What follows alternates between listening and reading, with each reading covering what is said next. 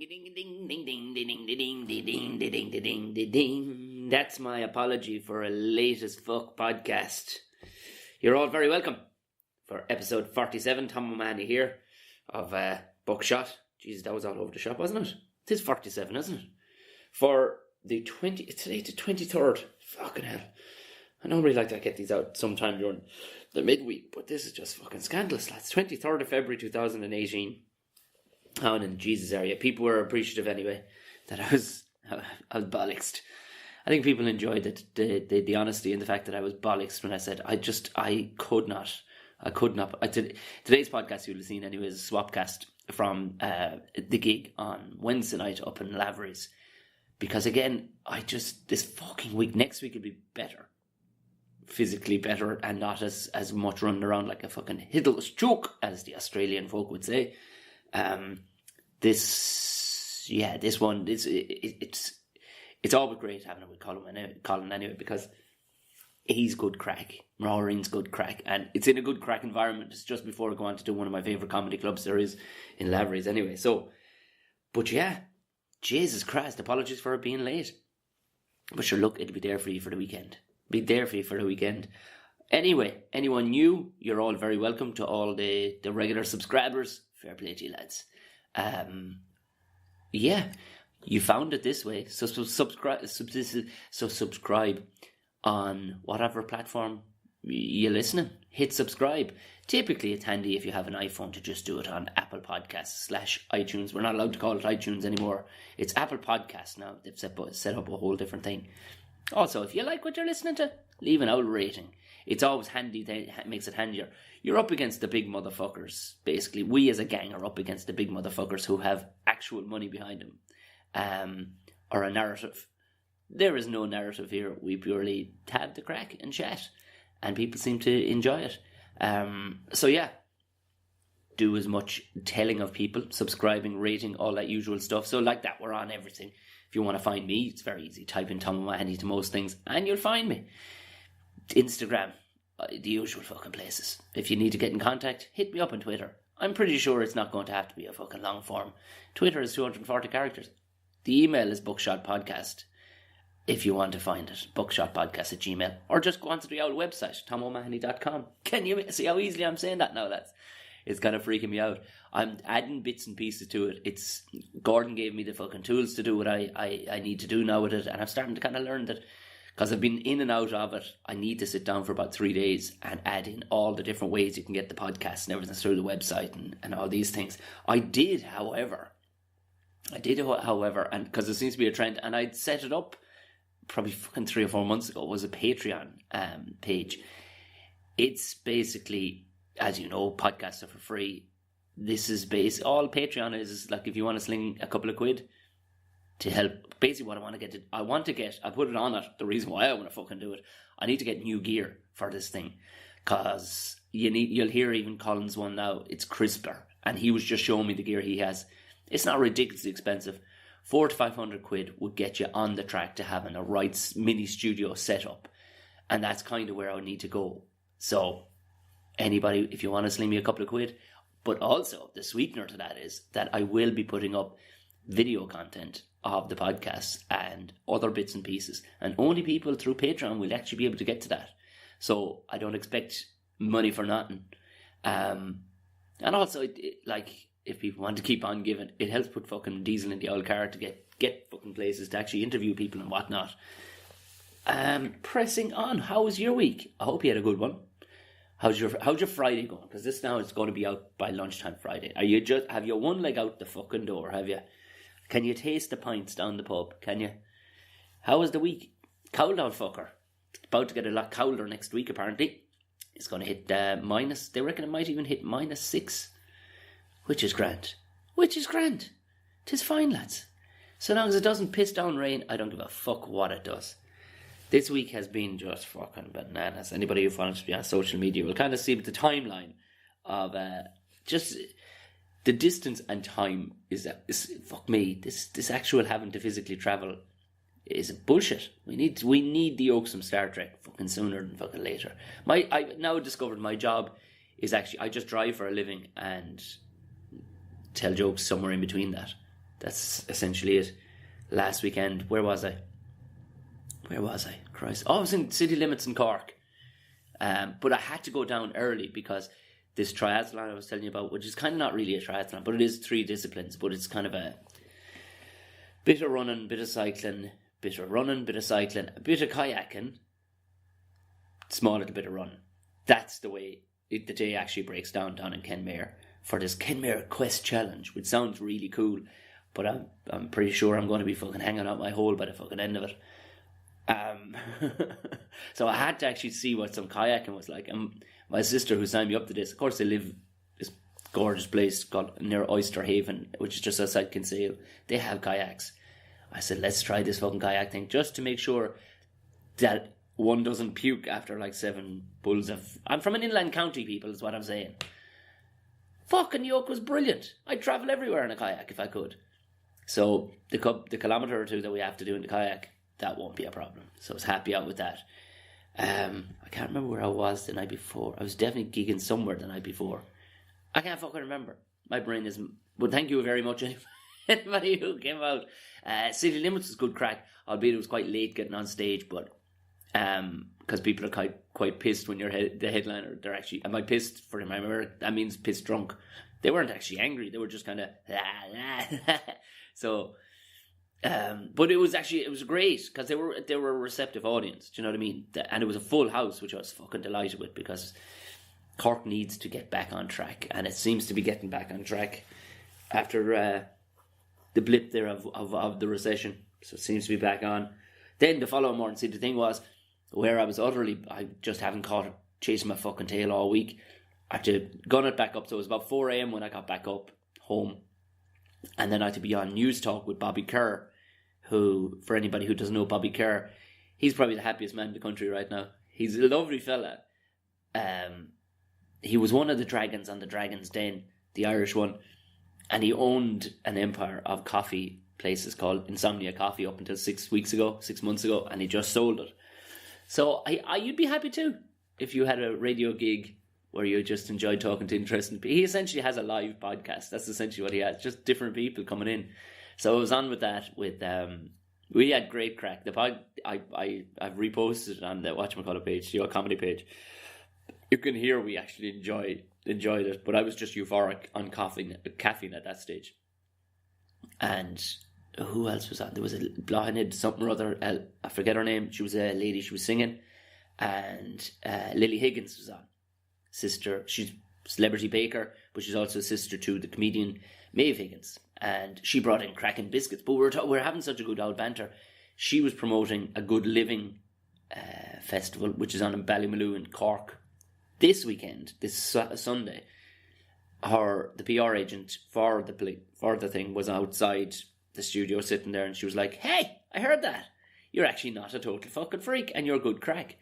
Would you come down to it, and maybe we'll have a bit of banter, and we'll slot you into it." So it works out grand, because this weekend, tonight, I'm going to be in Clonmel, in Tipperary. Myself, Paul Marsh, John Cleary, and Jim Elliott.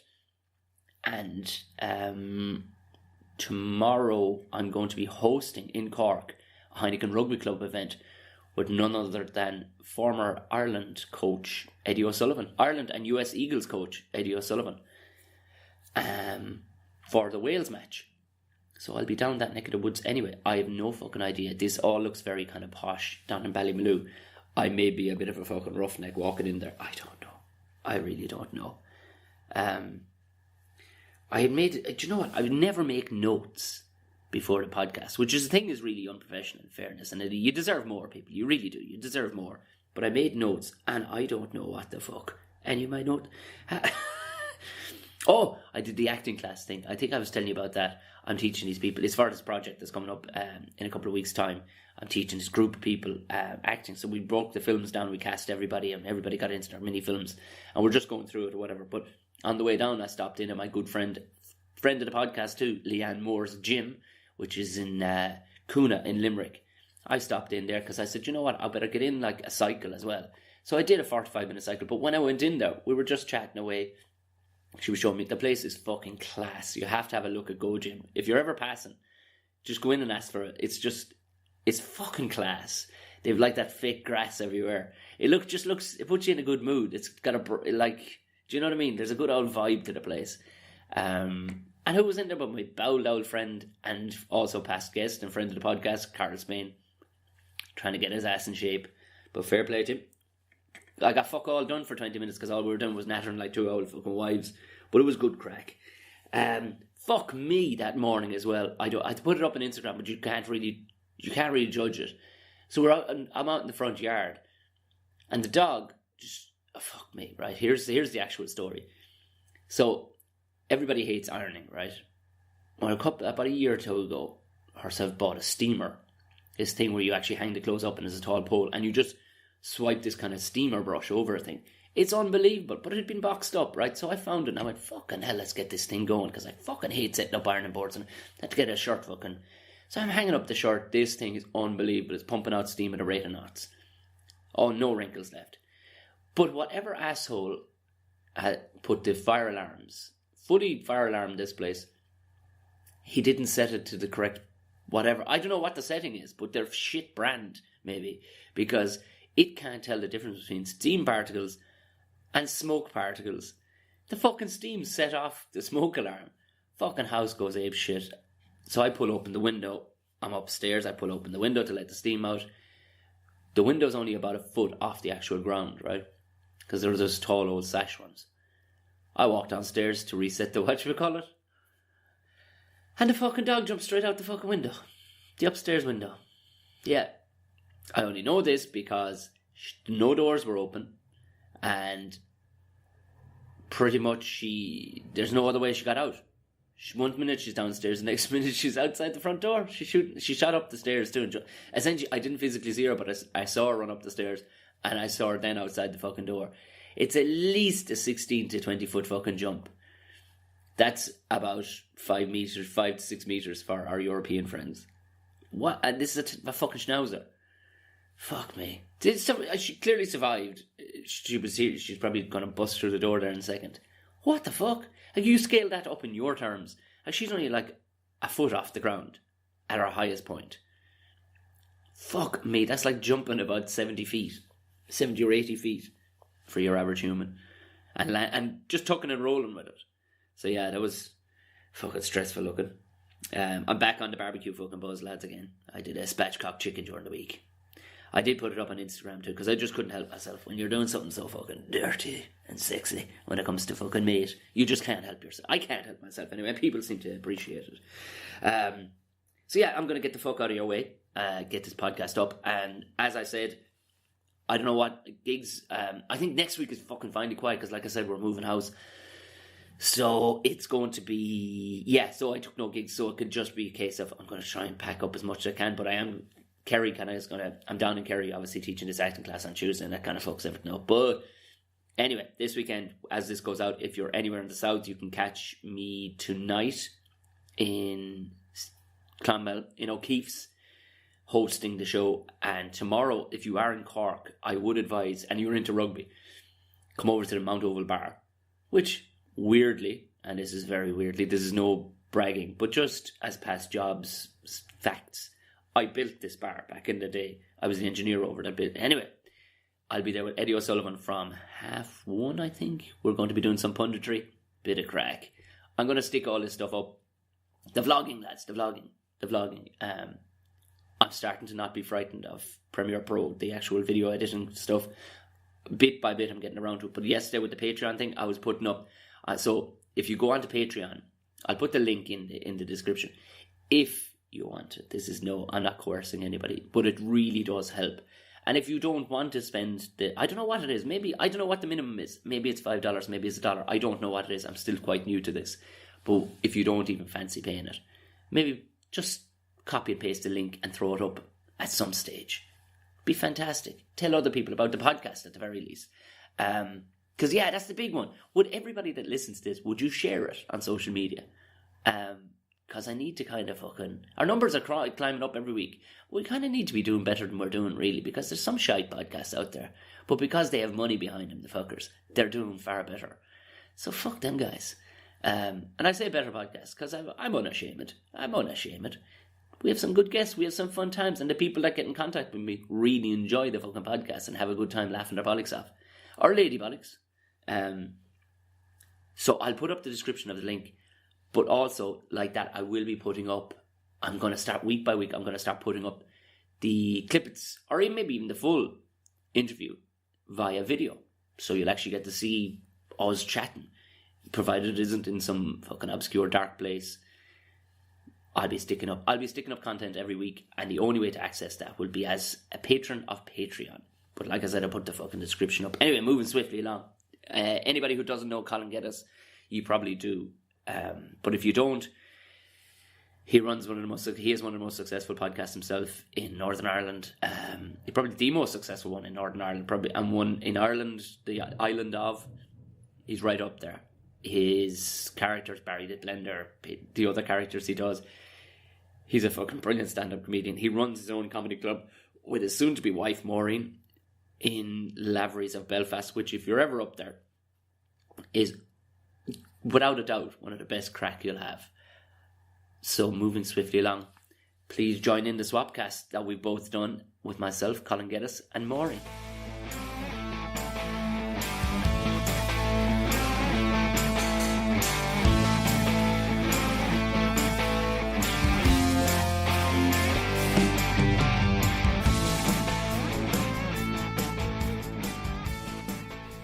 It was good here last night, wasn't it? Yeah, the food's decent. Yeah. The food's very Is this decent. working? Yeah. Coming through loud and clear. Do you want to just pop the headphone out? I've done that thing Hello? where I've hit record and now we've got all this intro bit. Welcome to General Banter Podcast. Once again, this is the swapcast with the Buckshot Podcast. Yeah. The host of which is here right now. Hi. What's up? Tom the Bear O'Mahony. Now, still to this day, the most action I've got on any podcast was How about that one, just that famous one with the F and Eddie thing. Everyone talks about it. What do you mean action? Just like you know when interaction, like people actually. Yeah, when you've done like redneck. You've done a good podcast and people tweet you and they're like, "Oh my god, I nearly fucking went off the road and killed a school full of children." Yeah. Nice. They get more and more extreme. Oh, I was thinking of you today, and I knew I had something to tell you. So do you want to go straight into those kind of people? Yeah. Or do you need to do some more intro on? No, fuck it. With 45 minutes to Cool. fucking reel it. No, here. this is. I put on lip balm, so you might want to avert your eyes. I feel like you'd give me shit for that. No, I would not. It happens. But look, if you are going to be a total bender, that's fine. But so this morning I was telling you I was in Killarney last night, so passing up through, it just made it handier. I actually stopped at the parents' place. Got tires today, guys. You may not have known, no biggie. But anyway, we started talking about that F and Eddie video, and at the very end of it, I was talking about at Christmas time. I popped back to the bar back the road where I met people I went to school with and stuff like that. We were talking about that, and there was people home from Singapore and stuff. It was just interesting all the ways we'd gone, and we started talking about how some shit still stays fucking brilliant. And we were saying about F and Eddie, and it was F and Eddie, his bar we were in, and like because his brother was my principal and stuff, and he was standing beside us, and we were chatting away, and he was like, "Oh, he's not that funny at all," you know. And it was only then my mate that was there, it'd be his uncle would be F and Eddie. He's from Dublin, and weirdly, he's F and Stephen. He's a different guy. He's nothing like him, but he loves everything about him. And he was explaining this story where earlier in the day he'd called over to my principal's house, who was F and Eddie's brother, who'd be a bit toned down but still very funny. And he called into the house and he says, "How are you getting on? Would you have a pizza, Trevor?" And he's like, "We're in and in his mind he's going, there's definitely no 4-star around here. There's nothing. I said, "Oh no, I have frozen pizza. Stick it on there." Right? And he was going along with it, right? And he was like, "All right, fair enough." So they're chatting and everything else, and the wife then about half an hour later pipes up and goes, "Did you put on Pet? Did you put on the fucking pizza?" Or what? "Oh jeez, I forgot how to fucking jeez." And then he went to bang on the oven, and he was roaring over his shoulder with like his arse up in the air, and Trevor's looking over going, "What the fuck's he doing?" And he's like, "What number do I put it on at? Do I put it on at 6? and the wife is shouting in, she's like, "Yeah, the other 6 or 7 to do grand." Like, and Trevor was going, 6 or 7? What kind? It's hardly a gas cooker in the countryside. There's no gas. And he said it to me. He goes, "What is it?" And what they'd done was all the degrees had rubbed off throughout the years, and they just had gone by the actual clock. The 1 to 12. So like 6 was about 150 degrees. Oh God! And that's when Trevor went, "God, I thought it was a gas cooker you had." And without even missing a beat, he just looked over his shoulder. oh, fuck it, she's a gas cooker, all right. Just stick it in for 20 minutes at 3 o'clock. That's exactly it. But there was the guy that's at the very end of that who's worth watching, because he was actually he was a TD at one stage. Like, he was a politician. He's the most lunatic, misogynistic, fucking crazy bastard you've ever met. And he has this line at the very end going, probably definitely one of the greatest days in GS circumstances. Right? At the end, totally, like, he's definitely had a few beers, right, when he's saying this. But we were talking about him, and his accent is actually like he's nearly putting it on. Even for people from there, going, that's a bit fucking strong. Like. Yeah. But he was giving out about this new butcher's that was opening inside the local town. He said, I went in there the other day. Jesus, lads, there was fucking blue bottles all over the place. There was one of them as big as a fucking crow. Look, the way he described fucking crow. And did you ever? Do you know you won Miriam O'Callaghan? Have you ever seen her? She's kind of she's on RT. She's a fine looking woman still for her age. She has about 7 or 8 children. Okay. But she'd be very much a D4 kind of head. And of course, at some political meeting, this fucker decided, I'm going to go over to Miriam and say hello to her. He could have just gone over and politely said, how are you, Miriam? Nice to meet you. He went, Jesus, Miriam, how are you getting on? You're looking fair well. And she's like, oh, why, thank you very much. He goes, I believe you have 7 of them, have you? She says, children? Yes, I have 7 children. Just fair play to you. My one at home only threw out 5 of them, and fuck it, she looks like a burst fucking oil drum as we speak.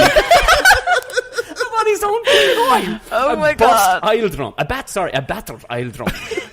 They just go, did 6 and 7 just dander out, did they? Just walk out themselves. Oil drum. Yeah. That's unreal. I love that. Still to this day, Natasha loves that. We talk about kerosene out the back, she's like, "Is it aisle? Is it?" Is it? And I remember do you remember we had a toy shop at one stage, and we were putting up, and I was getting, standard. We had I wanted to get shelving that we could make it look like floating shelving, but actually have the bark on the underside and flat on the top. So we called it this wood mill. Where else do you go? Because nowhere else they were going to sell it to you for about fucking 700 quid a foot. Yeah. Went to a wood mill near the old man. No health and safety. No nothing. Giant 4-foot circular blades blazing everywhere. No earmuffs, no nothing. And the guy knows the old man. He's like, well, young man, how you getting on? And because there's no O. Fuck you and your O down there. Like, yeah. It's, well, Manny, how you getting on? It's not too bad. Manny. It's not too bad.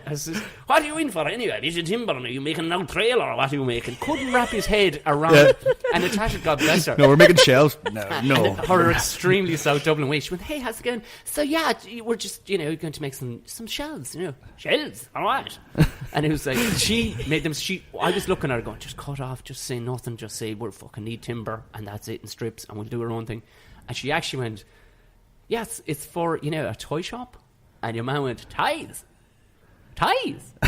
What kind of ties? And of course she didn't grasp. She went, ties? No, nothing to do with ties. Toys. He went, what? You could see this man's brain could not do it. It's like, ties. Oh, grand, I leave you to Tig, so fuck it. And just walked away and left us to the sun. He couldn't deal with that moment. It was just too much. Just too different for him. Way too much. Are you making a trailer of trailers, or that's it? Out the back and had a handful of soil. Jesus Christ.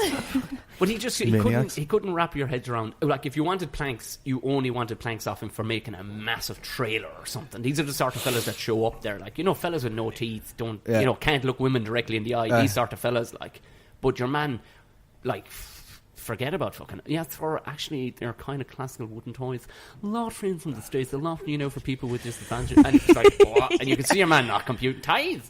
What kind of ties? Like, just.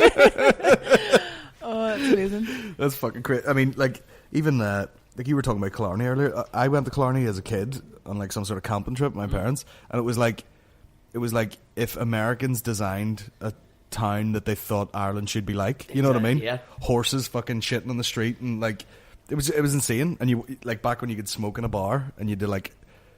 You'd rock your way through the smoke into the bar, like it was insane. From going around Ireland, like obviously I gig an awful lot, and you kind of get a vibe of what place they're like. Like Wexford people are kind of happy because there's money down at Wexford. Like you go to Wexford a bit, like don't because it's a nice. Yeah, we'll be to like Greystones and all that shit. It's the fucking that is Wicklow, isn't it? Greystones, Wicklow. Or no, yeah. Well, you'll be on the way. On the way. On the way. Yeah. But everybody is that like. Let's get on the leggings so it looks like we've been working out, but we're actually just going for a fucking bun. Yeah, and they're all on a Sunday like. And everyone's got that like weird accent where it's like, and they're all talking shit. It reminded me of watching like Made in Chelsea, Or it's like, are you going to Finland? Is Binky going to Finland? It's all those like conversations, you know what Yeah. I mean? Made up words, you know, I like, think. I can't make skiing this year because I've got a fucking, you know. Even 2-3 years ago, like when there was fuck all going on gigs wise, like the odd fucking horseshit gig in places, you rock up to Wexford like on a Wednesday night, and there's some big band playing, and they're still able to fill the comedy club up the road, and you can tell, you know, when people have that glow, like they've been away 4 or 5 times that year, like, you know, they have that fucking glow. They're not up at night worrying about money and bills. They're fine. They're getting full night's sleep, those people. Exactly. But what I've noticed from down in Killarney is an extremely confident people. Far more confident than your average Irish person. Very much look you in the eye, handshake. And I think it's based around the fact that the town has a fair bit going for it now. I mean, it's a pretty looking place, and on top of that, they've always been good at GA. You know what I mean? It'd be tough coming from a place like fucking Leitrim. Do you know what I mean? Like, well, even Leitrim has its nice bits, but you know what I mean? A place that has fuck all going on. Yeah. Like this place, it was strange. Like, I had 80 people to teach acting to, and every one of them had a confident fucking stride about them. Like, a bit of hitching their giddy up, as they say. Like, you know what I mean? That's good though, isn't it? To go to those places where you don't know what to expect, and it's. I'm not gonna lie, I'm that asshole where I'm like, I could do that, no problem, not a bother. You know. Sure. Which they just like those ones turn up to an acting class, like having never done it, but they're actually quite good just because they fucking well, confident it wasn't as shit. Just that level of confidence when it came to the acting. It was just very much, there was no, you know, there's a weirdness sometimes when you meet. There'll always be 10 out of 80 that are going to be a bit weird just in meeting you for the first time. None of them.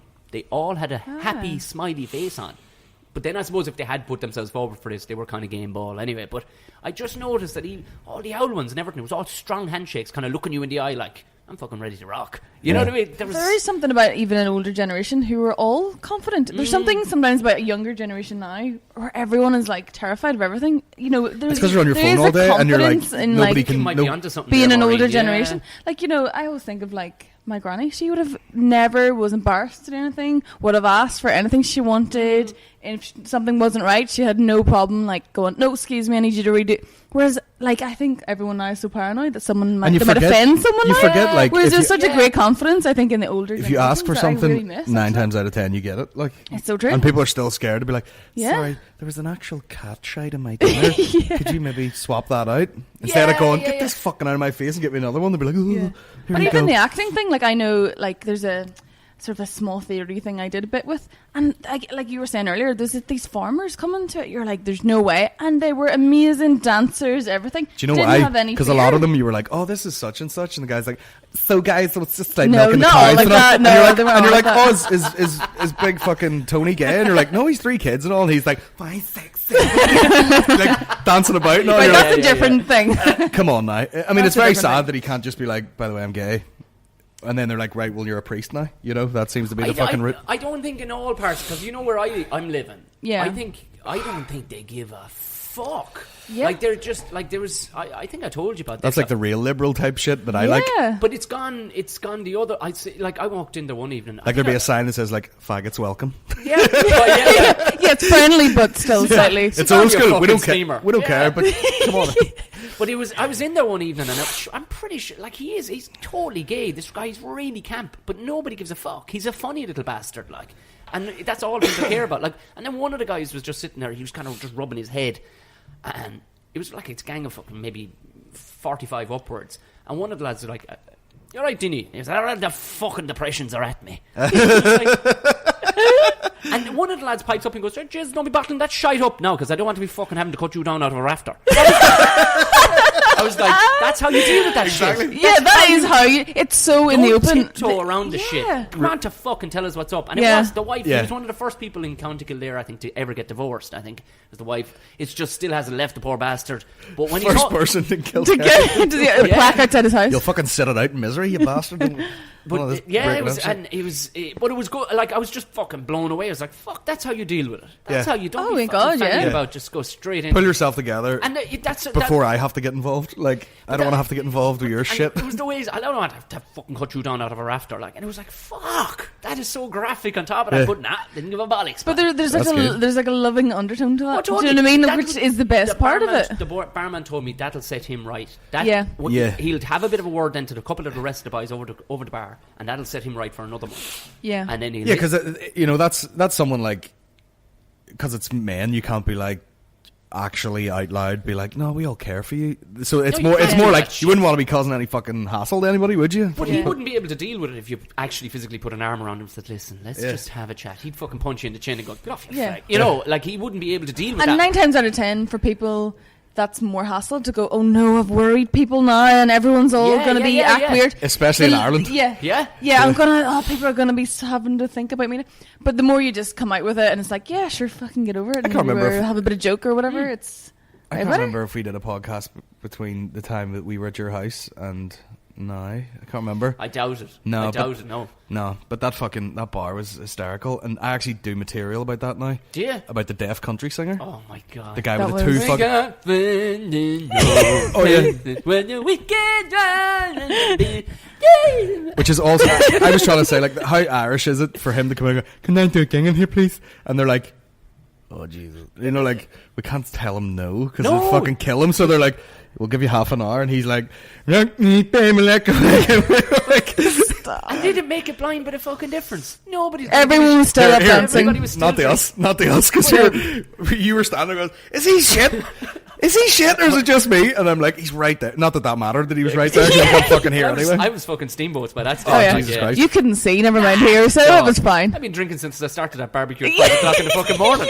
I was doing well to even be standing up last You were spectacularly drunk, actually. It was quite impressive, Had I you think. not noticed I had not drank all day? It was pretty much all I was doing all day in between meat. You enjoyed yourself. I You really did. made the most of People wonder why I love barbecuing so much. It's just a good excuse to fucking hide my alcoholism behind it, really. It's perfect. Let's make this sauce. Oh dear, one for daddy. I might drink tonight. Maureen, will you drive? Oh, I wanted to drink. Maureen, the ratio of you drinking, you do a lot of drinking. What? Let me have one beer. Okay, whatever. Jesus. Well, you've got hours. Are you back training now? Did you say you were back Yeah, doing like... sure.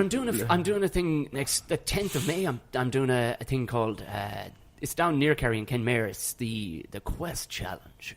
It's not as much fun as it sounds, but it's not as rough as a regular triathlon. So what it is, it's cycling for 20k, run for 6 in a trail run, cycle for 18k, and run for another 5, and then kayak for 1k. Oh, so that's a bit more fun, yeah. So it's not a fucking absolute horror show dose. And Yeah. I think because I've been doing the forest running, and I find it kind of easier when you're kind of just running around an old forest. Yeah. Yeah. Just a plain fucking Yeah, road yeah. in front of you. There's nothing. Not that more I'm any bleak. runner, but I would prefer to just...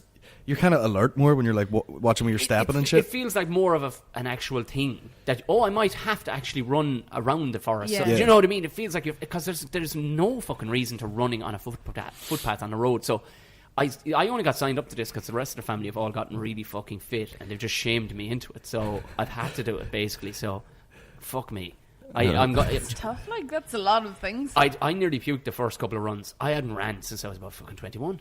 Yeah. I actually ran. There was no purpose to me running, but fucking hell. But they brought the dog, and the dog kind of shamed me. And after a while, I was able to build up to like 6, 7, 8k. And I did a bit of cycling yesterday, and the cycling wasn't too bad, but my hole is ate off. Oh yeah, you need to build up that anus callus that you get on your Oh. ass. Or the my gooch, like the God. gooch pad from just fucking cycling. No wonder it looks like well- cyclists are wearing fucking nappies, because you need like all that yeah. padding. They've got a big cauliflower arse. Oh, Basically. yeah, That's basically. essentially what they've got. Yeah, you got to tape it up like you're playing rugby. But do you know what's weird? Like, why the fuck? Like, I've had BMXs as a child with a big padded seat. Put the fucking padded seat on the road bike. Why does it look like a fucking a There's no seagull's need- nose and you just jamming up Is your it gooch? like a weight thing or something? There's no, yeah. I suppose at that level it is, but the Yeah, bike it's really high level. I'm borrowing off my brother-in-law. Even at that, the saddle's fine, but I went and got a fucking like a gel cover thing. Yeah. Yeah. I'm gonna put fucking I'd have feathers on it if I can. I'd have an office desk chair that has to a fucking bike. Just a fucking lean back on it. And swivel chair. I'm not trying to break any fucking kind of records. I just want to finish this thing without being Yeah. able to, without it fucking stopping me from actually driving and doing stand up. That's essentially it. I want to get just through this day. Yeah. And like I was like, at first I was going, fuck off, I'm not doing it. But then the old lad who's 65, who just ran the Dublin Marathon, went, try and fucking doing it. I went, oh, you prick. So if your old 65-year-old man is doing it, That's class. yeah. Well, that's like what age is your dad? 57? Yeah. And he goes to the same 58. as a Christmas present. We got him like a voucher for like a month's personal training. It's the same one that we go to, and he seems to just be flying through it. And now he does all this shit where he goes, "Oh, did your man make you do this test and all?" And I got 6 minutes 30 in it, and I'm like, "You fucking monster." And then I went in with like half a cold, and it was like a minute slower, and I was like, "Oh, for fuck's sake, here we go." There's no substitute for being those tough old gnarly bastards. There's a different. But your dad would run a marathon like on a fucking hour's notice, and then go to the pub. But there's something about there's such a jump, I think, between say the 30s to mid 30s to early 40s to the blokes that are now in their 50s, 60s, and 70s. Irish blokes, I think there's. And I don't know about women, but I'm guessing they're the same jump. The fucking difference in beast. Oh yeah, I definitely think so. The level of puss that we are right now. You get like dad strength, which is a real thing. Like it's like my old man is shorter than me, but he has these fucking fingers. They look like Mars bars. Like just if you caught a hold of it, and even his forearms, it's still veiny as fuck. Like I mean, if you caught a hold of your face, that's it, curtains. You're not getting away. Like you just lock on like a spider. I've never been too vascular. I've got one vein, and I'll let you guess what that is. I've never been overly vascular. Even when I was training an awful lot, and I got my body fat percentage down to about 10, just shy of 10. But never. But I very, as my sister has a medical term for it, I very thick skin. I get that from my mother's side. There's thick skin. It's just I have a layer. That's right. Your sister's some sort of fucking nutritional genius, isn't she? She's a doctor of neural pharmacology. So okay. she cuts open heads and shit. She cuts open bodies, but they're after discovering this fucking thing. And I swear to God, she's not allowed to market it because it's kind of insider trading. UCC developed this thing because once upon a time, you would only store dead bodies. People that donate their bodies to science in like vats of formaldehyde, which would make the bodies quite blue and rubbery. So working on them was never a big deal, but it never felt like the real thing especially for medical students that she's training. So you're cutting open fucking heads and bodies, and it just feels like you're cutting open a fucking fake cadaver. But they're after developing this shit, right? And it's essentially a gel. You drop a dead body into it, stay in there 100 years. It comes out looking exactly like a fucking superhero movie. And if anything, what they start to know is the skin actually starts to get less wrinkly. So we're like, that's odd. So out for the crack. Now she's uber healthy, aubergines for fucking breakfast kind of stuff. Yeah. Like all her two kids, like they're age 5 and 6 and 5, and they do push-ups and jumping jacks in the morning before they go to bed. Fucking unreal fuckers, like. And can I go kayaking? This is a question on a Saturday morning. You're like, yeah, okay. I'm dying to go kayaking. Yeah, oh no, totally. But she just rubbed this stuff on the back of her hand one day. She just like, we'd see what it does to a living person's hand. Well, the bit of wrinkles that she had disappeared. Oh my God, no Next way. thing, she went, okay, well, let's try it on the sides of my cheeks, and the sides of my temples here. Even though, again, almost no wrinkles, like she's fucking uber healthy. Disappeared. So, no way. And they've only patented this for storing dead bodies. I'm like, are you fucking joking me? Can we not get on to La Roche-Posay, one of these fucking crowds, and we make a fucking gazillion dollars? She goes, we can't. It is ethically... I went, ethically, me bollocks. So I want to drive a fucking Lamborghini for what I mean? What's the main shit in it? We're going to add some, sense. She can't. She will not. No way. Is she going to become like an X-Man or like an X-Woman? This is the thing. And then she'll get carried away and she'll rub it everywhere and she'll just be like, fucking... I don't know what. Like, it just seems to soften the skin enough, but without it losing any of its actual dexterity. It just fucking unreal shit. But she will not fucking give over. Is it Wolverine cream? That's what it sounds like. I'm gonna have to steal the codes. You're gonna have to. Yeah, I'm gonna have to steal the codes. But that's how all like big sort of products were created by mistake. It's always a mistake. Penicillin, fucking Viagra. That was a heart medication. Then some guy's like, that's like a fucking rolling pin down here, lads. You drive nails with this fucking thing. Yeah, got it bleeding out my ears, but fucking he wants rid. Yeah, back her into me, lads. Back her into me. A fucking migraine, really but a raging bonus. Very frustrating. Jesus Christ. I need whatever the opposite of Viagra is. To tone you down a bit. Slow your heart down, and apparently, what is it? You hit your dick with a cold spoon. Can you touch your? Is your heart racing, or what's the fucking problem? Nah, just constant boners. Okay, maybe you're going through puberty again. I'd love that. Get a thick beard going. You know what I'm saying? Hey. Instead of a fucking Chinese hormone replacement therapy. Your beard isn't too bad. Do you know, like a transitional? It's a guy. It's like this. You remember the picture? And it was like, this man gives birth to a baby, but it was like someone transitioned. There was like beard, titties, pregnant. That's me. You did your eyebrows the other day too, and they look a bit. No, it didn't. No, this is them normal. The photo I put up was from a couple of years ago. Oh, was it? I shot a video and they sent me to get like male grooming things done, and the girl fucking threaded my eyebrows with no obviously she does this every day, so she's not going to be like, by the way, if this is the first time you're getting this done, it's going to feel like we're just tearing your skin off. Is it sore? Whew. And she just went right into it. That's not ting ting ting ting ting. And I'm like, fuck. And I'm lying on my back. I actually have a bit of a phobia of it now. Lying on my back, crying, because she's pulling my eyeballs, and I'm like crying a bit. And it was filling up with hair from the eyebrow. And I'm like, I've got wet hair just filling my eyes right now.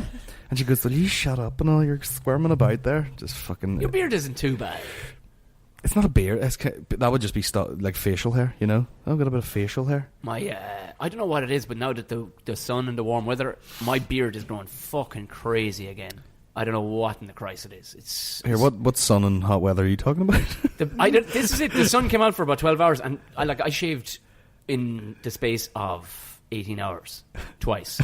Yes. No way. Yeah, between this evening and yesterday I shaved. It's just this fucking hair. I'm losing it all over on my head, but it's just dry. Like, it's now up to my fucking just underneath my eyelids. It's ludicrous. I would be, if I left it off, it would be just wolf boy shit. Yeah. But it's 3 different fucking colours. Ombre, what do you call that shit? Yeah. It's like brown faded into blonde. No, in patches. So it looks like somebody rolled me on a barber's floor. Basically, just licked my face and rolled me on a barber's fucking floor. But it's no fun to have fucking beard growing out, because I've hair now growing off the top of my nose. Yeah, that's extreme. To the point that I've so much hair growing out of my fucking ears, you could bail the shit at this stage. Yeah. I was doing a gig in Chaplin's Comedy Club for Simon O'Keefe the week before last, and did the first show, and on the second show I did the gig or whatever, and he came off, and he's not the most personal bloke, but he comes over and says, Tom, there's a fucking hair growing out of your ear that I'm looking at for the last 2 nights underneath the fucking spotlight. With the fucking light behind it and everything. It's like this 2-inch fucking hair growing out of my ear, like some sort of fucking aerial or something. It's just, what the fuck is happening to me? Do you remember I was saying I did that once where I just kind of went like this.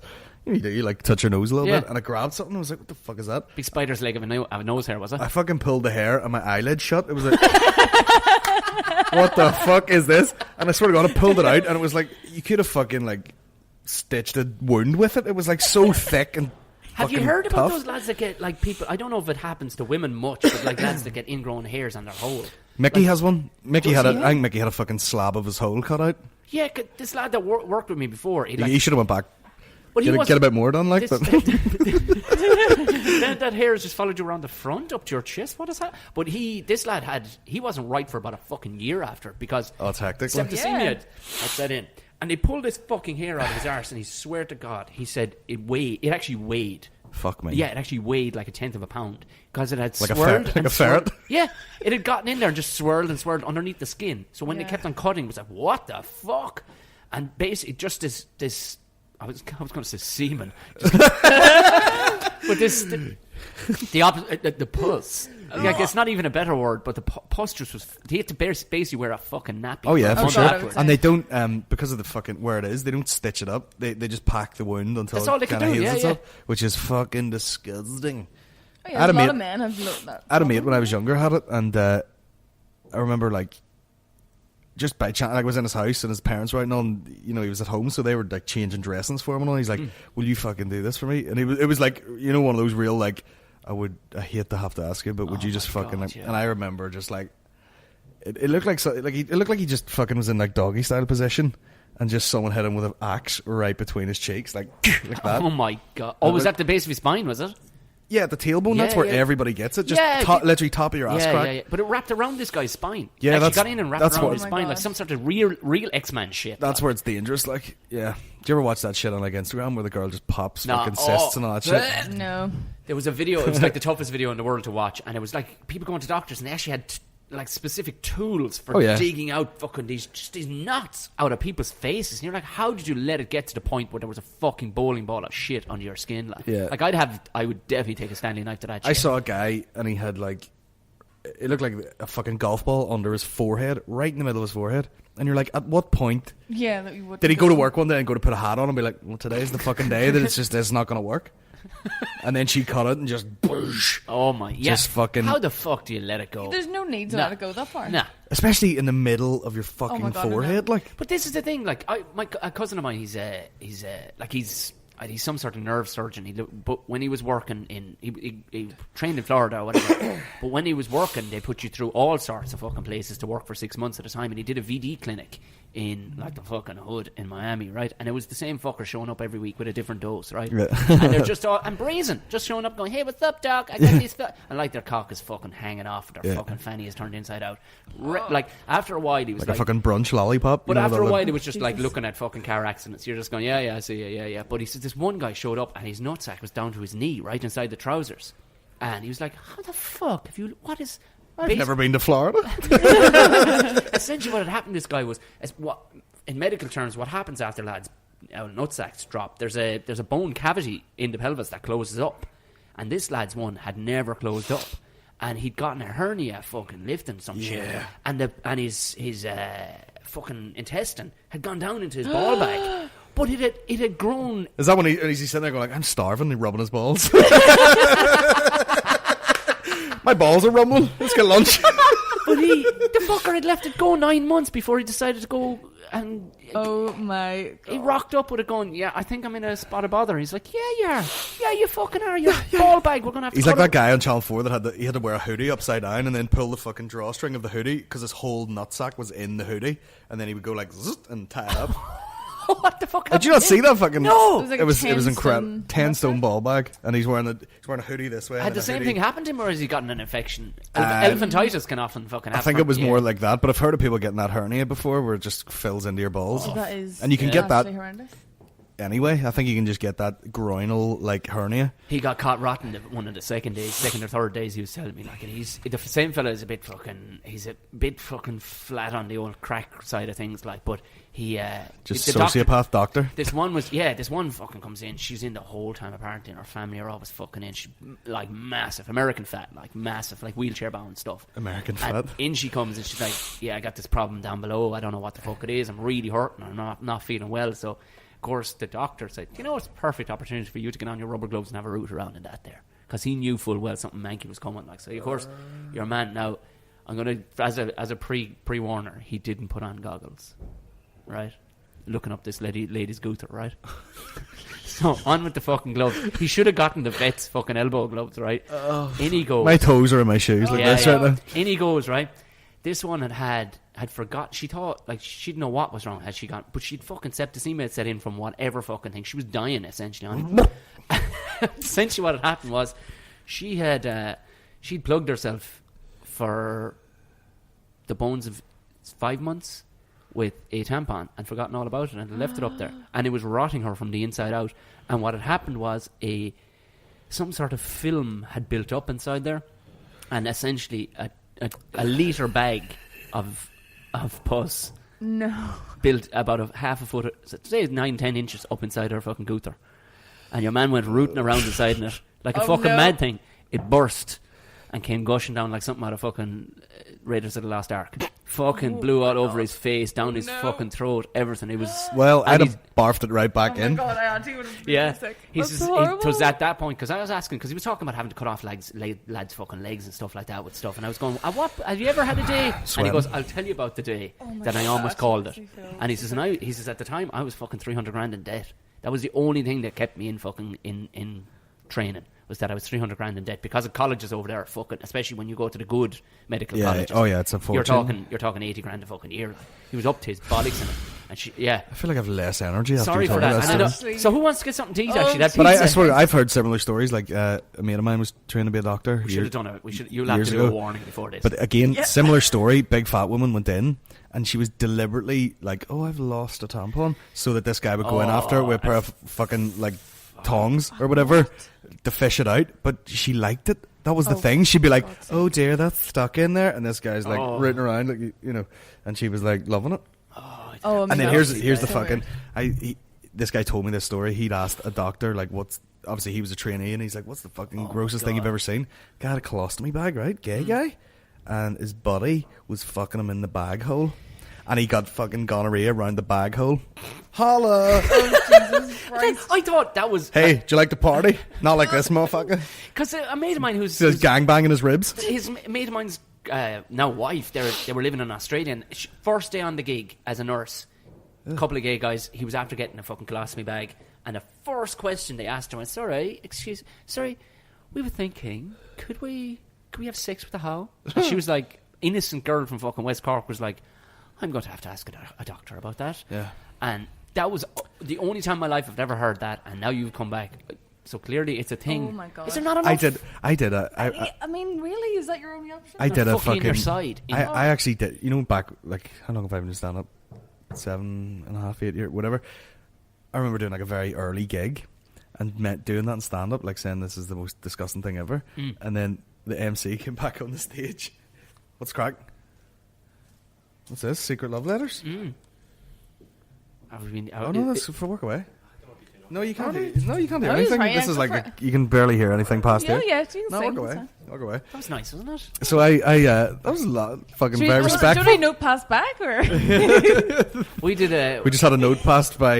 Remind me to tell you the total opposite story of that in a second after you finish. But do you know who George Quinn, Magic George? Yeah, with the finger puppets. Yeah, I did a gig one time, and I don't know how that came up. I was talking to someone in the crowd, and they ended up falling into that story, and everyone's and he goes, there you go, ladies and gentlemen, Colin Geddis, and he goes, fucked him in the bag hole. He's got a great voice too for that. Amazing voice. Go off my land, he's got that sort of like, I don't know where it's from, like, but he lived here his whole life as far as I know. But there's did you talk about like how polite that gentleman was? He came over and had a note written because he didn't want to sound too loud on the whatchamacallit. I remember I did a podcast with PJ Gallagher. We recorded inside at this bar that I often would record, and it's quiet as hell. And this woman, it was in the middle of Dublin, but it's such a party bar. But this woman clearly only works early in the morning, like. Yeah. So we walked in, but PJ and myself were standing there. Could we get a couple of coffees? And she was like, I suppose, yeah. Clearly had never served a coffee to a man ever inside this pub. And she, like, there were 2 Nescafe fucking, just the instant stuff. And she went, here, there you go. And it was like, how much? She went, oh, fuck no, I'm not charging you for them. Yeah. So I said, we'll be about an hour. Just no worries over in the quiet bit, right? 58 minutes in, I just look around. This tiny little old woman with, like, a blue rinse fucking curls is just standing beside me going, are you done? Are you done? Over the microphone. Are you finished, lads? Because the boys are going to come in and start sweeping up around here. So can you just go? She didn't know what we were doing. Oh yeah, the gear set up and everything. No, she'd no idea. We may as well have had a cow's head on the table and had been trying to barter over it. She had no idea. I love that fucking people. Like even I've shot things where cameramen are laughing and you're like, you can't laugh over the fucking thing. I shot a thing the other day. It was for Subway, and it's supposed to be. It's a bit of a guerrilla ad. It's not a very obvious ad. It's like a bit of content with a wee bit of product placement. But so they had the people from the agency come over and they had to bring like the picture perfect Subway sandwich. Like, here you go, untouched. I love the idea of they bringing in a gold briefcase. Yeah, 100%. Like, it was like they were delivering fucking, I don't know, like a screener for a Hollywood movie or something. Oh my God. But so I was just fucking freestyling a few lines and you know, it's very crass, like whatever. And then at the end I was like, and there's only one thing left to do. Shove it in your fucking mouth. Like that. And then I did another take where I was like, there's only one thing left to do. Just eat the bastard. Like that. But I'd forgot what the other line was. And I was like, what the fuck? And there was a fella and a girl. And the girl used to live with Aaron McCann. And I was like, she's like super, you know, good living, very nice, very pleasant girl. And she just was like, stuff it in your fucking bake. You know, like feeding me the line that I didn't remember. I was like, what's that other line? It's like, stick it in your fucking bake. Yeah, it was so. It's so didn't suit her, like, yeah. I know. Thank you. Stick in your fucking mouth. I love that because you know she's like never said fuck her whole life. Like, I love that when people edit themselves. There was or like when you know, like, I love people like that. Like my sister's fiance is a bit like that. I'd be like, oh, flipping this and frigging all these flipping people and all, and then he'll just say something like, and what about them fucking faggots that go to the gym? And my mate's mum said that when we were kids. She was like, they're over there.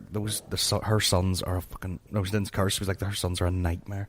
And all they treat their mum like SH1T. And I swear, a couple of wee wankers, the 2 of them. I'm like, why did you edit? Like, so selective. Like, There's a friend of mine, Leanne Moore. She's very big on social media and what, like, but she's so clean living. But she's so nice, like, but. Yeah. Like that, I was herself and her husband have a gym in Limerick, and I popped into him yesterday, whatever. And there was nobody around, but she was talking about this particular situation to do with the Panther that we're in, and she was like, and these absolute fuckers And they're like, we're upstairs in your premises, nobody near us, and you still kind of looked over my shoulder and went, "Hookers." Yeah. It's like, no, you can't. Sure, you I think can't. that's You've the just- Irish thing as well, isn't it? You're like, I'm just afraid in case I say But something. then I that swear, might look like bad. a fucking way too much, like really bad. Like I curse, Yeah. like way more than I should. I think you can say it in a nice way, though. You don't say it in an aggressive way. Don't I? You can swear. I think there's a nice way of swearing. Like we were I watching think that. you're just People can do enamored by my accent more than anything. Possibly. When I'm down around my way, it's fucking rough. Yeah, you get away with murder if you've got a nice... Oh yeah, up here you're Like a northern accent can be positively- very fucking aggressive. But I've been looking into the northern accent, and I'm going to actually talk about it tonight. It is... I found that if you watch it in waveform, it moves the exact same way as the Cork accent. And it moves the exact same way as the South Wicklow accent as well, in waveform. It's just the harsher on the fucking R's, and a really sticking R's. Like Cork people would say, Cork. Yeah. You know, they almost say cock. The R softens out something They'd fierce. skim over it a bit, yeah. But with, like a person from Belfast would still do the same tone, uppy downy kind of thing, but they would nail the R in Cork. Cork, Yeah. yeah. Do you know, so Yeah. it's still there. That's It's a good point. the Midlandsy people, and then I suppose I'm Midlands, but I'm South Midlands, so there's a bit of, like, you go to places like fucking Offaly, that's no crack of an accent at all. Like, that's, Yeah. Tejo's, Peter's computer. Yeah. It's not, like, I don't care if you're fucking America's top model, if you open your mouth. That's almost like God, I know. that's almost border. You know, like when you're like our mate Sean, who lives in Vietnam, is trying to explain Vietnamese to you, and you're like, oh, so the letter doesn't in any way make, you know, like computer, like, oh, change that T to just an H. Oh, I was thinking of you the other day. So I've been noticing certain Asians and their inability to queue. Oh, motherfucking Jesus. Oh, yeah, no, Oh, they don't. mother Yeah, of no, Jesus. there's no time for that I was shit. in Brighton the other day, and there was three. I was waiting to queue because I was getting a cab, and I wasn't full sure if they'd have, so I was just getting out some cash or whatever. And I was standing. I was clearly there was 3 ATMs, but there was one queue. English people. Tom, fucking Asians, just strolled in ahead of me. I could not let it. And that's just the inner Colin Geddis in me. I have to do this for Colin and Maureen. Fuck back. And he was like, what? I says, fuck, clean fucking back. By the way, in the middle of Brighton, they're probably like, what is this, man? What is the fucking... What's going on here? It's just fucking... I just couldn't let it. But But then there's different... Like, I'm guessing there must be... Obviously, Asia's so big and whatever, but he did have... I suppose he had a Thai look about him, you know, that kind of way, like... Probably could have kicked the fucking bollocks off him with his iron shins too, like, you know what I mean? But... There was, I would imagine people can queue, like there's, like the Japanese queuing system looks fucking incredible, but they're very polite people. They are polite. But as far as like other parts of Asia, it's just, But fuck it. Oh, yeah, see there's when you're there different- though, and you learn that nobody waits for anything, it's actually quite liberating to just, because then you're the biggest, so you're like, get the fuck out of my, you know what I mean? Okay, if, right, if everyone's doing it, you just go, nah. Like we even queuing up for the airport, and people will squeeze past you in like something that's the width of a person to get in front of you, so you have to just be like, And no, they'll, like- you know, elbow them and fucking. Isn't it funny though They'll how break up from their family. And and nobody kids, and they'll just ta- be like, well, I'm getting in front of nobody you. and the takes it kids are- personally. It's just That's like the funny way how it that is. passed them by If in you did society, it, like, if you you know what did I it mean? here, people would be like, "The fuck are you doing?" Or it'd be Oh, a it's fight. further, Whereas right? you could Yeah, literally yeah. push someone out of the way over there and just be like, Oh, "Well, yeah. no, I'm in here." Vietnam, So, you could have just went, no, Yeah. just put your face in their hand, or in their Yeah. your hand in their face. yeah, it's crazy. Like, and there's no. It's like there's just no manners, but not in a bad way. No one It just means. gets things done quicker, I think. Yeah, like There's too many obviously people. I've talked about this. Had they a short life expectancy or something? Are they going, I need to get shit done? You know, is it No. that? I need to get shit done. I don't know what country, what part of Asia is that? It's extremely homosexual part of it. Sounds to me. I don't know why I suddenly got all sassy. I need to go to cash machine because I got my anus waxed in a second, please. Jesus Christ. There's an Irishman, quickly. There was a guy. I love when he does the. There was a guy. There was a guy. We were at this. See, we were in Vietnam. We were in fucking Hanoi. There's a chain of coffee shops called Kong Cafe, and they all speak English pretty decently. Like, but the guy, like, super calm. Like, and he would leave the. See if you ever get a chance to have a coconut coffee with like real coconut milk ice cream and coffee. You will Coconut literally. ice cream Can in it be Oh my replicated? God. Or would you It's bother? very You probably hard could, to do it. but this guy would leave them down and go. And we were like, "Thank you," and he goes, "Oh, thank you," and he would like back out of the room like, "Oh, Well, like a ghost. Thank you." It was fucking. Oh my god. His campness had just taken over. Yeah. Even his soul. But I felt like saying it back to him. Thank you very much. Like, see coconut coffee, like, because they obviously get the real coconut milk, which is a bit greasy, and they make it into ice cream with the bits, and then Vietnamese coffee's like fucking tarmac rocket fuel, like that's the shit, like so they pour it over and it's like so sweet and coconutty, and then you have a fucking stroke after that. But like, oh god, you've never seen. I need that shit for driving from fucking Killarney to Belfast. I need that shit. Oh yeah, little fucking Thai place halfway in between. It's we had Thai iced tea last night, didn't we? Oh yeah, we went for Thai food last night. It was good shit. Thai iced tea was actually the nicest thing I've ever tasted. I'm doing a bit about getting codded into the bullshit that is Thai street food. Yeah, you did a lot here last time. It was amazing. Yeah, it went well. It's after getting real fucking angry. Yeah, it's after getting really angry. Yes. Yeah. but that was like, I'm all for street Thai food, but don't, you know what I mean? Like this was harsh shit. Like this was just somebody totally fucking dicking about going. But that's why I'm convinced if you have enough backing behind you, like you could fucking sell anything. We were talking about. I was doing another podcast last week. We joked about perhaps coming up with a new type, and it was talking about flat earthers, and before I knew it, we were on to making a new type of pizza that was actually a lolly. So a pizza dough fried, and it's sticking a lolly on it, and then rolling it in tomato ketchup and cheese, baking it, sticking some pepperami on a lolly, and have people eat it like a fucking toffee apple. I bet you we'd make enough money before anybody copped what we were fucking doing.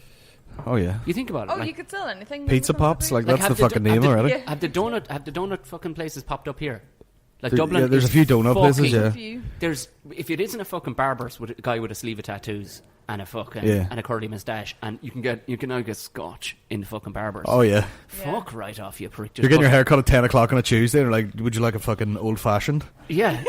Would you like Would you like a Tom Collins? No, you're grand. I don't want to pay 40 quid for a haircut and a fucking cheap whiskey. You dirty cunt. Just cut my fucking hair. I did a gig at corporate the other week at the Empire, and the guy's like, I don't want any beers, and we're like, no, we're all driving. And he goes, no problem. Comes back 2 minutes later, 12 open beers in a bucket, and we're like, yeah, huh? For sure, bring us the goujons that you're eating outside. I don't give a fuck about the beer.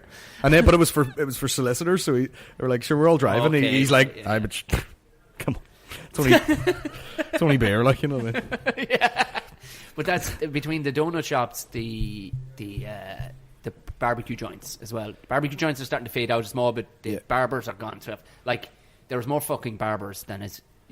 There's that, like, which is ironic because the amount of blokes in Ireland that lose their hair as Caucasians, a lot of us lose our hair, and the less of a fuck is given. Like, once I have the time, this shit is going down to the fucking metal. Like, I just need to go and shave my fucking head. Like, I just haven't time. I've no role coming up where I need hair, and right now this shit is in. Well, I shave my head about twice a week, and even at that, it's a pain in the hole.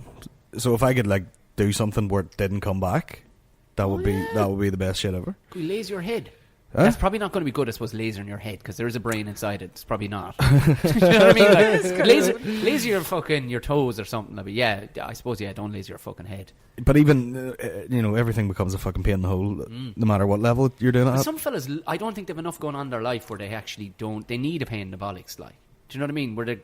We're flat I just don't ever want to go, I just need to pull out. in here to get some product, which I've heard other people say. Oh, for fuck's sake. Like, it's... If I was like wearing hats because my hair was a mess. I got fucking annoyed even today that I'd had to put shaving foam back in my bag. That I couldn't just walk away from the situation that was. That fucking annoyed me. It was like, and I shouldn't be getting annoyed by that because I've been shaving since I was fucking 16. But at the same time, I'm going, this is another fucking thing in my life I don't need. Yeah. What the fuck? I'm peeling this shit off my face 20 times a fucking week. What is this fucking point? Just get the wild man beard going. Did you have a beard for a while? Yeah, have you not? I look. I've never seen you with a beard. Oh fuck! I thought you'd be all in the beards, being the countryman, the wild hunter. Do you know what I'm trying to? I think I'm trying to go adverse to a small bit to it. I don't want to be so fucking cliche. That is. Plus, like you wouldn't. What's that? It's a little starling that I saved. You wouldn't let me near fucking anybody under the age of 14. If you saw me with a beard, I'd look so fucking creepy with it. Like it doesn't look. And I'll be fucked if I'm going styling it or putting any product in my beard. Like, there was a fella I remember chatting with him one day, and that was his job, or that was his business, was beard and moustache oil. Yeah. I was like, and he was really trying to justify this shit to me, and I actually shaved off my beard about 2 days. Yeah, the point of having the beard is that you don't need to groom it. Yeah. What the fuck? Do you know what I mean? Like, shaving is less hassle than grooming a fucking beard. Do you know what I'm saying? Like, you're supposed to just let it fucking grow out wild and. Yeah, You and know? people go to barbers now to get their beards styled and cut. That's people that don't haven't enough fucking going on in their life. I haven't time for that kind of shit in my life. I haven't time to stop and fucking pick a haircut. Like the last. Do you know who you don't want to be? The guy that's the way a girl would be like annoyed that the barber cut his beard wrong. Yeah. You know, Oh like my a God. fucking barber just cut my beard wrong. The amount of time, like, the barbers have gotten thick with me in the past. Like, I haven't been to barber in years because ourselves mother used to cut men's hair, and she just said to me one day, "Whoa, why are you spending money? I'll cut your hair if you want." I went, "Oh, grand. Just cut off the stuff that looks like it needs cutting." Yeah. And that's it. Whenever I'm swing over, she goes, "Give me an old and that's it. Because I don't have time to go and talk shit to some bloke for a fucking hour while he's trying to dick about and work 5 quid out of me. Yeah. Do you know what I mean? So that a handful of times I can remember in the last maybe 4 or 5 years that I've been to barbers, and when they go, "Is that all right for him?" Like, I don't know. What am I gonna say right now? I'm not going to go Yeah, up I don't to what'll I do for you? Just cut the fucking thing. I don't tell a pilot how to fly the fucking plane. Just cut the fucking thing and let's get this situation over. Can I pay But you? that's because other people will come in with full ideas of what they want and photos and I all can't sorts. wrap my head Sometimes around the worst thing you can do is ask someone what they want, because no one really knows Yeah, what they that's fucking so want. true. Half the time. But there's a lot of barbers now. Like people I know, like guys who had normal jobs, all are barbers now. All are fancy barbers. I did go. And years ago, I went to guys school. would never, No, there would I- be like one barber. In I went to school with a fella. towns, I went to school with a fella, and he'd always said that he wanted to be a hairdresser, and it didn't make sense because he wasn't of the fruity sort. Shall we say. Do you know what I mean?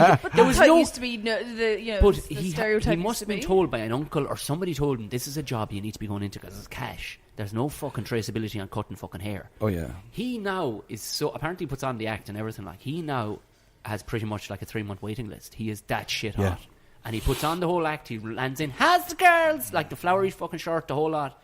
Wife and have fucking lashy kids at home, like, but they'll queue around the fucking corner for this fella to do his hair, and he's charging massive moolah. Like if you're charging 200 quid a head and you get through a few of them in one day, fuck me. Yeah, totally. And, In 1 hour. and all you need to do is just say something like, "Listen, the card machine's broken. Is it me whole?" That's why when you go into the Chinese too, you'll never get a receipt. You just get a big calculator and then write it out. You're like, that is so going to fire. That is so going to fire. The traceability of any of this is. I piss off all Chinese. I'm like, "Can I get a receipt, please?" Really, motherfucker. So true. You'd never get a receipt. No, you and you don't even see Or a till. fast food, All you really. see is a Make a noise. calculator. I know, like the accountant today. Oh, you can't pay by card. What? You're an accountant? What? Take the Even fucking dodger. money. Huh? Yeah, Go has to be get a unmarked check. I don't even know if I envelope. have a fucking checkbook. Jesus Christ. Who the fuck does checks? These Actually, accountants. I got Apparently, offered our a accountants. check last week by a guy, and he's the most ridiculously posh, kind of English accent. It was a guy. We're moving house, so a lot of our stuff. Do you remember, like, there was Natasha had like gun cases and stuff around the house? We're kind of, know, and she just put it up for sale because it's like, look, let's just downsize all this shit. So we're put a load of it into Did the auction. sword survive the? The sword is still in our possession. Right. Thank fuck. But this guy rings up from seeing it online. He's like, "Hello." I'm like, "Hey, how's it going? Conrad here." I'm like, "Oh, okay, hell yeah." I'm supposed to know who you are. Turns out, anyway, he wanted to buy the old World War II riding boots, and so I brought all the stuff because it was on my way to Killarney. Fuck me, you want to see the property? Sweet Jesus, we're talking Downton Abbey stuff, like. Swing in there. He's about my age, the fucker, and he's like, "Evening, hello." I was like, "Oh my good fuck, you just walked into this, don't you? And you just dig about in life." He holds meditation classes. He's a course. painter. He's a painter. Of course, You're of like, course. Absolutely. Got to fill your day out. You know. He was telling me then about this bloke that lives in his woods. He has a woods there, and this guy, he's a neuroscientist, and he's writing a book, and he's moved up there 9 months ago. We call him Dr. Bear. Because he likes to live in the woods like a bear. And I he's love like, those conversations where your teeth are going dry because you fake smile for like half a minute. I didn't know what to say, any of this stuff. I didn't know what to say to him. It's like, "Oh, yeah, are you going buying this shit or what's the story?" Yeah. Like, I'm standing there kind of going, looking at the clock. He had you could tell this man, he was lovely, but he had all the time in the world. Yeah. Do you know what I mean? Like, Oh, yeah. I did not have even close to an eye. Like, when he told me, when you get to the gate, it's on a bit of a bad bend. He didn't need to mention the bend. You want to see the fucking gates. Like, we're talking 80 feet of fucking 20-foot high fucking granite palace gates. Buckingham Palace. Yeah, ridiculous. Fucking. But when you meet somebody like that, that's a guy that could spend time going into the barbers because he would have all the fucking time in the day to ask for something. Oh yeah, I would research beforehand, probably. That confuses me. Like I seen on Mickey Bartlett's Snapchat one day, and he was making a joke because his dog was sitting beside him, and he goes, "Oh, the dog's just knocked out a 1,000-piece puzzle." And I was like, "Mickey, where the fuck do you get the time to do a 1,000-piece puzzle?" Oh yeah, I never thought about it from that side. Do you know what I'm saying? Mickey had clearly started that. What the fuck are you doing, bro? I wouldn't have time to go buy a 1,000-piece even if puzzle. the dog finished it, he still did a lot of the work. So it's a lot of time he spent. Jesus. We don't have time. Like, we're planning our wedding right now. We What don't I said to have Maureen time today? plan I it. said, we have to send about 4 invoices off tomorrow. When can we do that? Do you know what I mean? The amount we can't even God get bless, back to messages God bless right the good internet connection or the services that are around the country nowadays, because the amount of work I do from pulling in at petrol stations, picking my nose and drinking a coffee, getting off an invoice or getting off an email back to somebody and just driving on, because our sort of office time now is the car, because we like will live about say an hour And we'll like swap. from everywhere. I'll just be like, you drive because I need to send some emails, or we'll just chat and be like, right, we've got this coming up, we've got this, how are you for this next week, are you free? And that's our own and how's time. how's the wedding planning coming? Good, it's coming along, but like sorting the food today. Sorting I think we food. might have found someone that can actually do what we want, which is good. Yeah. But yeah, it's coming music along. and all sorted. The marquee and all's getting sorted. You forget how many things there are. Well, we've planned a lot of parties before, but it's just a different thing because you really have to go and see people, and they want to know all the details and what exactly you want. And You sort of didn't going, go to any just wedding come. fairs, did you? No. No. We're probably going to miss them all. I went to think. one. I say I went to one. I kind of went to 1.5. Like, we went to one because Natasha was like, I think we should, because that's, I think, we lasted 22 minutes inside in the fucking huge place out in the city. It was the most freaky. People were just jumping on your fucking bones. Oh, yeah. And like the very first stall, this fella spots me. He's like, "You David Ivor?" I said, "I was, yeah." Made it totally fucking weird, dude. He could have been way cooler about it. Yeah. Made it totally weird. So we got away from him. Next fucker, he was selling photographs or something. I don't know what the fuck. But the last guy, and this is when we knew, there's only 3 stalls in. I knew we had to fucking run. His teeth were as green as your fucking hat. Right? He stood way too close to me. And he was trying to sell this notion of a fucking hay barn in the back end arse of fucking North Dublin. And I'm like, I get you, but can you get, if this is what you're like on the hard sell, you're going to be some fucking dose on the day. Oh yeah. And the smell of like he smelled like he'd been eating the fucking dump. Do you know what I mean? Not even the rubbish bin, like the dump. He smelled like it. We lasted. That's how long. And then the other half when we went to, it was only to see the band. We walked in, the wankiest place we've ever been in. Myself and herself's father, he came with us, and he was like, "Well, I'm going to start drinking because this isn't suiting me at all." So I'm with you on that one. The band, pretty much, we got a text from herself going, "The band are starting down the fucking end of the Big Manor House." We went in. I went, "Oh, they're very good. Grant, we'll have them, so that's fine." Yeah. No more. Let's go back to drinking, because this is bullshit. It's when you see the people walking around with their fucking mouth hanging open, you're like, what the fuck is wrong with you? Are you getting inspiration from this shit? But there's there's one on Sunday up here somewhere called the Quirky Wedding Fair, and you're like, if it's one of the, you can't call it quirky when it's like the biggest fucking, and everyone's quirky then, you know what I mean? Yeah. Oh, everyone's quirky. Yeah. Back to bad breath. We got caught out with the TV license guy. We didn't get caught out. I just came out paying it because instead of just doing a payment, they left a card in. You have to top a card up, and all. I was like, "What the fuck is this?" Anyway, the guy came to the door, and they trick you. They go like, "Well, I was looking for number 75 or 70. Is it 75 or something?" I go, "No, it's a 76." And he goes, "Okay," and that's how he tricked me into telling him that was the house. But this is like 10 in the morning, and his breath would have fucking stripped paint, and I was like, "Don't come here with that fucking breath and demand anything off me." Yeah. Lost respect for you. Fucking howl off some fuckers. Like, you're just going, do you? We just chewing a dick in the car. Is that what you were doing? Fucking dick could be somewhere clean. Would you? Do you know what I mean? We dipping a dick into like fucking tapping it and just chewing it in the car. Bro. Like, I mean, I can get it. All right, we've all had bad days or whatever. Like, but I don't mind it. See if someone's breast stinks of garlic or onions. Or something. Yeah, it's grub. Yeah, but it's just fair enough. But it's the one where it's like, you know, their mouth is just dying. You're decaying from the fucking inside out, yeah. Or it's the howl of fucking lads. I never got that, because even lads that worked in the buildings with me, like, you knew they were clean, because these fellas are working in muck and shit down in trenches. Aye. But there's never, they're not a smell off them, so there's no excuse for a fucker rocking up, and you're going, what's with the bang off you?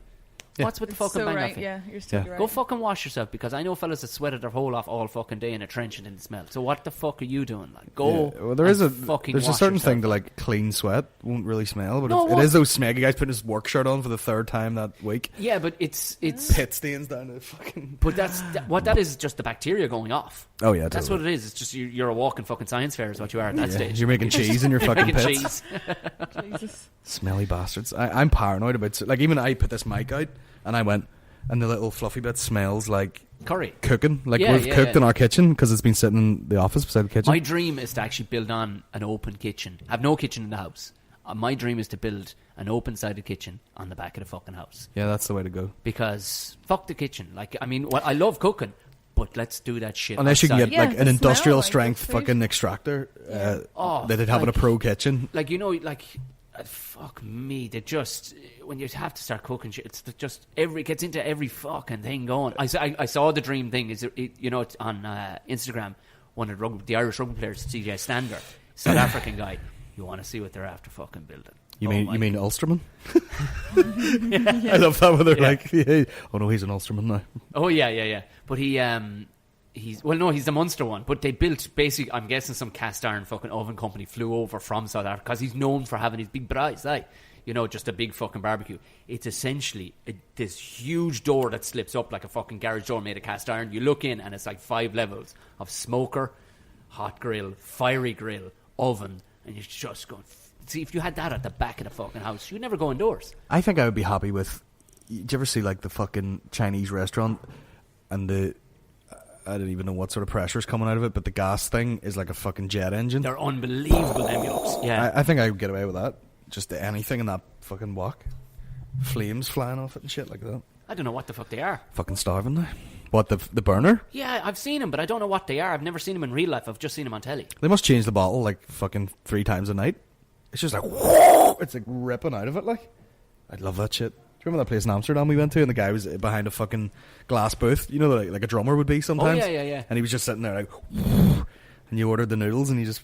I must. Some night you come down to Dublin because we're moving back to the city.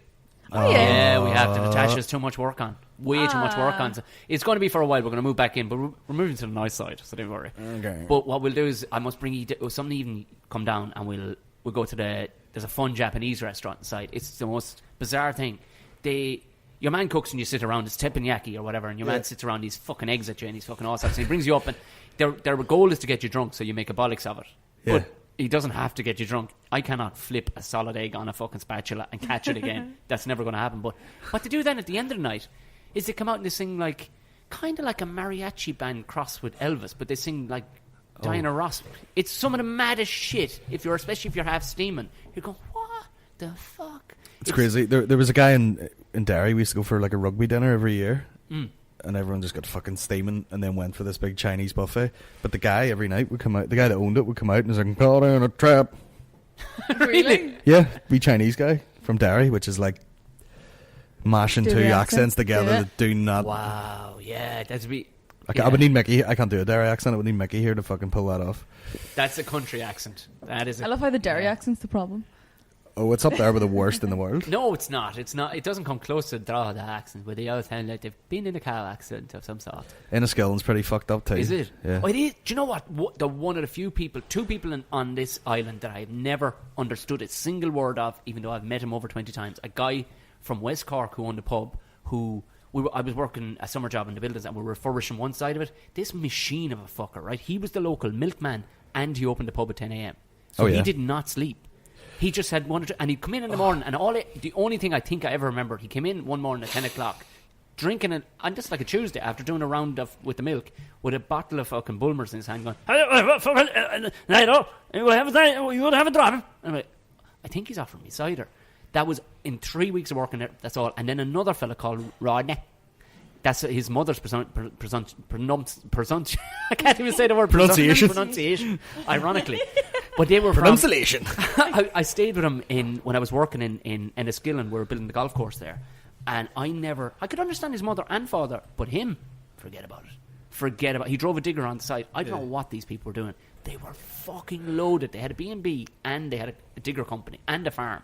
They basically sold the land that Asda sat on. Right. And all the surrounding land. You were like, you fuckers are loaded. But your man for... Enniskillen's kind of like... Isn't it like, I'm from fucking Enniskillen? But this guy... I love it, yeah. This chap, Rodney, not a fucking word. Not a fucking word. Not a word. I'd go, Rodney, would you just text me that all together? As he's standing in front of you? Yeah. Text me. It got to the stage after 3 or 4 weeks, and you're standing there in the piss and the rain, like, and you're just wind coming fucking sideways at you, and you're going, hey, with just eating his own fucking chin, and you're going, Man, I don't know what you're fucking saying. It's Friday at fucking 9:30 and I need to be at home 2 hours ago. I love that. Fuck off, like. I love, like, do you know those old men that you would see in our wee local pub? Yeah. And you're imagining the guy at like 21 walking around going, hey, he's going to eat there the other day, he's going to... You know, it's like completely inaudible. Like, have they always talked like that? Yeah. Huh? And your dad's like, oh, you'd be fooling into thinking he's a fucking idiot, but he's switched on as fuck, loaded. Just, you know, could not make it a word. It's insane, like, and that's no exaggeration. He would walk past and be like, "Hey, you guys going there, right?" There was a fella last night actually, and I thought he was going to go away. He's one of the members that are doing the acting thing, and we put him into. I cast him as Father Jack because it's the scene from. And it's all women are the actual are going to be the priest, but there was a Father Jack, and I said, okay, well this guy, because when I first met, because somebody had warned me, going, look, he's really, really wild and he's old and crazy. So I went, all right, look, and they said, look, he mightn't show up again. He might just show up the first night and not be seen again. Well, fuck me, didn't he show up last night? And he loves an audience, but he thinks everybody's laughing at how funny his stories are. Yeah. Even people from the surrounding area of Kerry cannot understand what this man's saying. I picked up last night. He goes, his voice is like somebody just turning up and down the fucking volume, and he's sitting there going, and next thing all of a sudden he just goes, I was drinking about one Dublin one night, and then what the fuck? You were drinking in Dublin, and then one woman he came in, you just kept up a hole, started shaving a bullock across the yard. What the fuck are you talking about? I'm trying to get you to do your lines, and he just cuts off. He turned up in full priest regalia and everything for the audition or for the read through last night, but not a fucking word. He had 2 or 3 lines fake arse, and that was it. What did he start doing? Started reading the descriptive fucking text for the producer's notes. Started reading them. I said, what the fuck are you doing? That's in bold, and it actually says director's notes underneath. Yeah. And he went, I just tell you, tell me snap. You just tell me snap, and everybody is just fucking crippled laughing because they're just going, this old lad is just such a fucking lunatic. Of course he doesn't, he's totally oblivious. He thinks, I'm fucking gassed. Yeah, do you think those kind of people just can hear themselves perfectly? Like, do they think I think understands? it's like anything. After years and years and years of it happening, and you've never really gotten a negative result, all you've gotten is people laughing. You're going, this is me, and this is my groove. I'm going to stay in this groove. I am fucking nothing but net for the last 60 years. I'm fucking rocking this one. I'm going to stay in this. Like, had he had a different path in life, he could have been totally audible. But this guy, he's just rocking the fucking... this is just his level of this will do. But I will say, though, if you were in a bar by yourself and you wanted some crazy shit going on, he would be great for that. An atmosphere would form around him. Yeah. You know, that kind of way. Yeah. But you wouldn't want to be stuck only by yourself. A groupie you would maybe want. But if you were stuck by yourself, fuck me.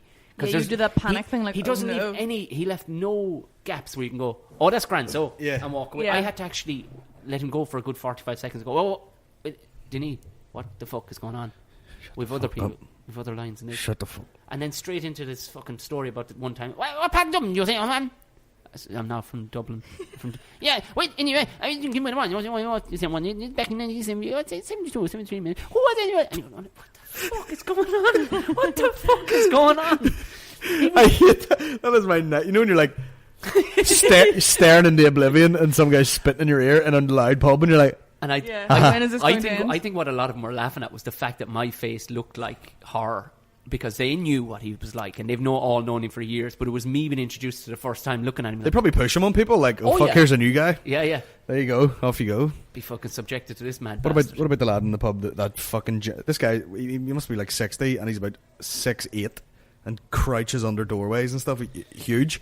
But then he had a few too many drinks one night, and I was fucking his new boyfriend, do you remember? Oh yeah, it was quite funny. Look at the fucking size of him and all. Look at the size of... What do you mix cement? And I was like, nope. I don't get over how big. Look at the fucking size of him now, and he could let you know when they get down to real fuck. He could carry 2 fucking quarter bags of fucking, like, just measurements that don't, you know, like 100 weight. Here, fucking 100 weight. 1/8 of a ton of a fucking whatever bags of fucking. But that's what real country fuckers did back in the day. There was this. Have you seen that video? The Donegal's Strongest Man. No. Oh my god. Where's my fucking phone? Where is it? What is it? But it's the most normal shit. They're like, he stands at over, real posh, like, narrator, like RTE or something news segment. Right. And like he stands at over 6'2", very average height, you know, as like weighs 16.5 stone, and normal enough weight. They're like he can lift 2 concrete blocks with his bare hands, and it's almost like the guy pauses, turns the page on the script, and goes, his hands could be compared to the best of shovels. That was an actual line. And then it goes, it's no bother to him to polish off 2 steaks and flavoured with 6 potatoes. Like flavoured with potatoes. And then he's obviously been sitting eating his dinner, and they're like, right, we're gonna do a couple of beats here, and then, you know, we're gonna fade out our voiceover and you're gonna talk. So he's awkwardly eating, so awkward, this guy. And then he'd be like, so in the morning I'll have 3 raw eggs, and then I'll have a bowl of porridge or something like that. And then I'll fuck about, and then after that I'll have probably 3 boiled eggs, a couple of rings of toast. And then back to eating the driest fucking spots of all Just time. loads of cutaways of him just holding blocks and setting them down and picking them up. He's like walking along with a keg of beer above his head, which like a fucking 8-year-old could probably do at some point, you know, like just the most average shit ever. That's that great thing when they're wearing a shirt and tie. Still Brilliant. Yeah. There's a good one actually. If you look at it, it's supposed to be the highest pub in Ireland. Look it up on YouTube, and it was a newscaster thing. And I've seen that. It's from like or where's it from? It's Kerry. Fully inaudible. Yeah, fully inaudible. And then there's another one about fellas. I think it'll probably come up underneath it from a similar area, like in Kerry, and it's lads who sheep. And I think you see they're mixing. I think they're mixing Irish with it. It's completely fucking But they've had to put, like, it's the first time I've ever seen them put subtitles for somebody who's actually from the country. Like, no one. One of the stories about fellas stealing fucking sheep. So these fellas are fairly angry about, like, 80 or 90 sheep have been stolen on them. Like, I'm going to play it right now.